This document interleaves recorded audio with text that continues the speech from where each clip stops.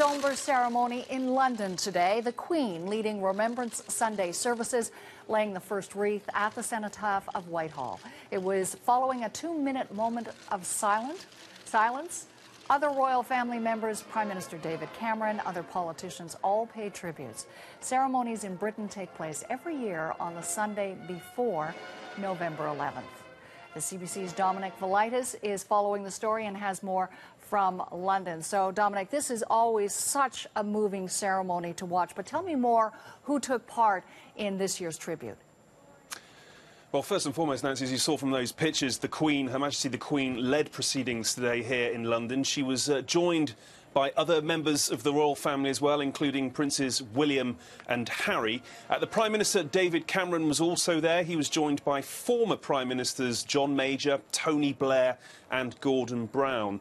More than 10,000 veterans and civilians took part today, Nancy, and it was a wonderful sight, really, to see them marching through London as part of today's events. The procession, incidentally, was led by representatives of Britain's war widows, former Gurkha soldiers and West Indian servicemen and women. The Normandy Veterans Association also took part, so too did the Far East Prisoners of War Association.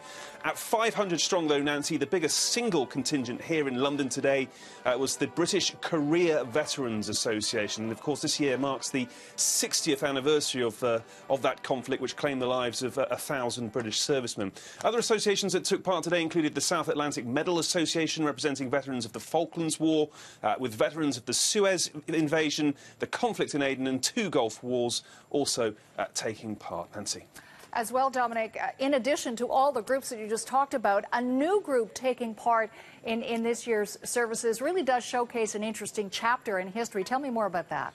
That's absolutely right. For the first time ever, members of the British resistance movement were represented today. They were known as Churchill's Secret Army, volunteer fighters whose job was to go underground to continue fighting in the event of a German invasion of Britain during the Second World War. So, in a sense, you're quite right. History has been made today.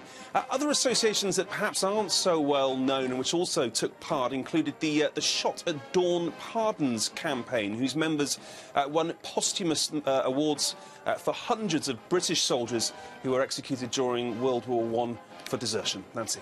Good to know. Dominic, thanks very much for this. Dominic Velitis in London.